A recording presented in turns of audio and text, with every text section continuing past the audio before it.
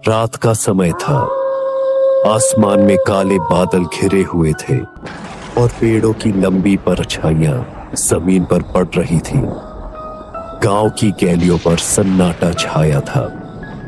बस कभी कभी किसी कुत्ते के भौंकने की आवाज गूंज उठती और फिर सब कुछ शांत हो जाता।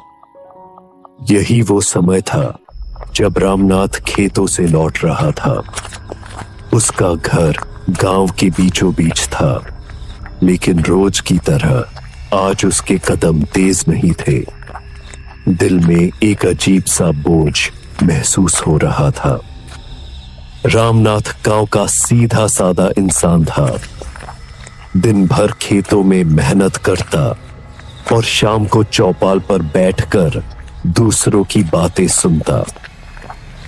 लेकिन पिछले कुछ हफ्तों से उसके साथ अजीब घटनाएं हो रही थीं। कभी उसे लगता कि खेत के किनारे कोई खड़ा होकर उसे देख रहा है। कभी रात को घर लौटते समय पीछे कदमों की आवाज सुनाई देती, लेकिन पलट कर देखने पर वहां कोई नहीं होता। और कभी उसके सपनों में एक परछाई दिखाई देती, लंबी काली, जिसका चेहरा धुंध में छिपा रहता। वो सपने से उठकर जब पसीने में भीग जाता तो घंटों तक नींद नहीं आती। उस रात भी जब वो गांव की गली से होकर गुजर रहा था, उसे वही एहसास हुआ जैसे कोई उसके पीछे चल रहा हो। उसने कदम तेज कर लिए, परछाइयां और लंबी होती जा रही थीं।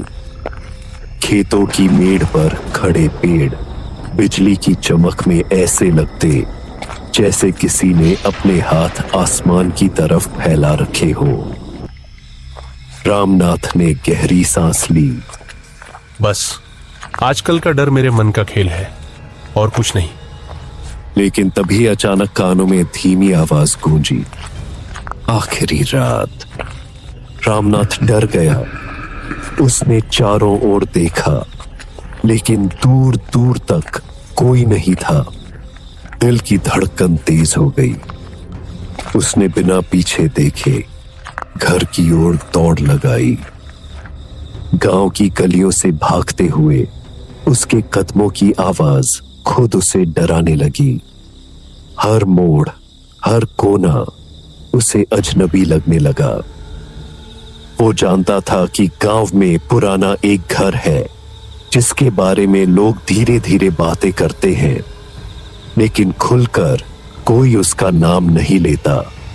और अजीब बात यह थी कि जब भी वो डर महसूस करता, उसके मन में वही घर सामने आ जाता। रामनाथ घर पहुंचा तो दरवाजा अंदर से बंद था। उसने धीरे से खटखटाया। लक्ष्मी, खोलो, मैं आ गया हूं। कुछ पल बाद दरवाजा खुला। उसकी पत्नी लक्ष्मी सामने खड़ी थी। चेहरे पर थकान थी, लेकिन आंखों में सवाल भी। इतनी देर क्यों हो गई? रोज तो अंधेरा होते ही लौट आते हो। रामनाथ ने मुस्कुराने की कोशिश की, लेकिन होंठ कांप रहे थे। बस खेत में काम ज्यादा था। उसने रात का खाना चुपचाप खाया। बच्चों को सोते सोते पता भी नहीं चला कि उनके पिता का मन कहीं और अटका हुआ है। लेकिन लक्ष्मी ने महसूस किया कि आज उसकी आंखों में अजीब सा डर तैर रहा है। रात गहरी होती चली गई। बरसात के बादल अब भी गरज रहे थे। बाहर से मिट्टी और गीली घास की गंध आ रही थी। रामनाथ लेटे लेटे छत की तरफ देख रहा था। नींद उसकी आंखों से कोसों दूर थी।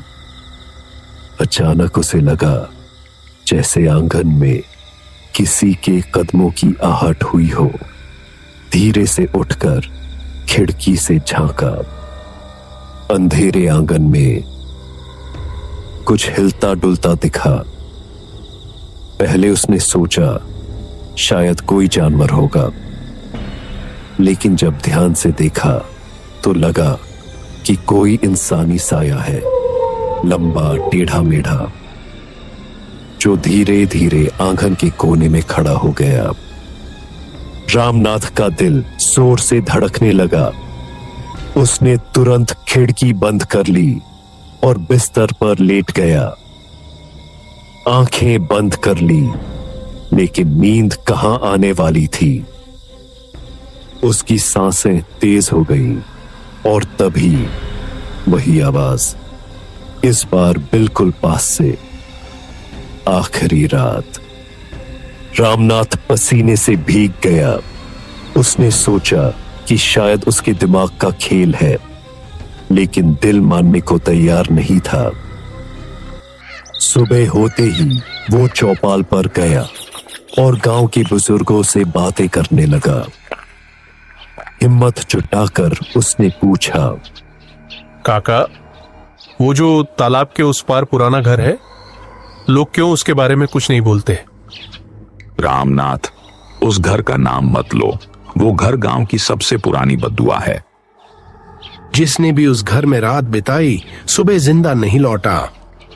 रामनाथ के रोंगटे खड़े हो गए, लेकिन अब तक जो घटनाएं उसके साथ हो रही थीं, उनका धागा कहीं न कहीं उसी घर से जुड़ता दिखाई दे रहा था।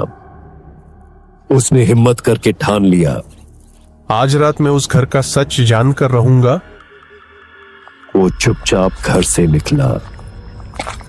पत्नी और बच्चों से कह दिया कि खेत की रखवाली के लिए जा रहा है, लेकिन उसके कदम सीधे बढ़ रहे थे तालाब के उस पार, उस पुराने घर की तरफ। रास्ते में हर कदम भारी लग रहा था। आखिरकार वो घर सामने था। टूटी हुई दीवारें, आधी गिरी छत और दरवाजा जैसे किसी अदृश्य हाथ ने खड़ा कर रखा हो। रामनाथ ने कांपते हाथों से दरवाजा धक्का दिया। दरवाजा खुला और अंदर अंधेरा फैल गया। वो धीरे धीरे अंदर गया। चारों ओर जाले, टूटी खिड़कियां और मिट्टी पर अजीब निशान। लेकिन सबसे डरावनी बात थी, कमरे के बीचों बीच पड़ा वो पुराना झूला, जो बिना हवा के अपने आप हिल रहा था। अचानक ठंडी हवा चली और दरवाजा अपने आप बंद हो गया। रामनाथ पूरी तरह चौंक गया। उसने दरवाजा खोलने की कोशिश की,